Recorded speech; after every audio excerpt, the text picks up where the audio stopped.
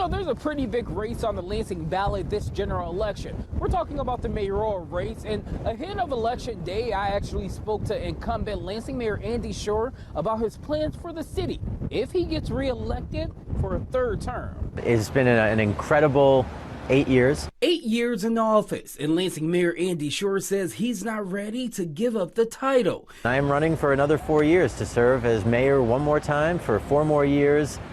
In this incredible city of Lansing. If elected in November, this will be Schor's third term working for people like you, the neighbors, which is why we took to the streets and collected questions that residents have for Schor and his opponent, Kelsey Hector, ahead of election. Gabriel Workman Villa. We start on the north side of Lansing with Gabriel Workman Villa, who had an important question about employment opportunities. What is your plan with just creating jobs? As somebody that's self-employed, I don't have that problem myself, but I just feel like it's a thing we lack here in Lansing is jobs. Schor says he understands this is a concern and plans to collaborate with businesses to create more jobs. He also referenced the $2.3 billion battery plant that's expected to come to Lansing early next year. We work very closely to open the new battery plant, which is 1,700 new jobs.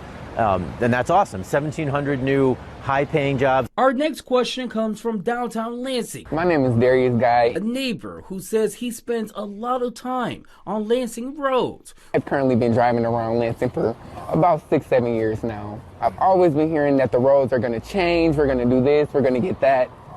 I've seen nothing. I'm 24 years old now, and we need change around here. What are your plans? We're told Lansing needs about $300 million to fix all of the roads, but only receives about $17 million from the state, which is why Schor says there needs to be a priority strategy in place. We are prioritizing main roads, those roads that can be saved. And now, with the legislature passing road funding, we're going to see double the funding come in for road projects. And our last question comes from longtime neighbor Loretta Standaway, and it deals with addressing the homeless issue.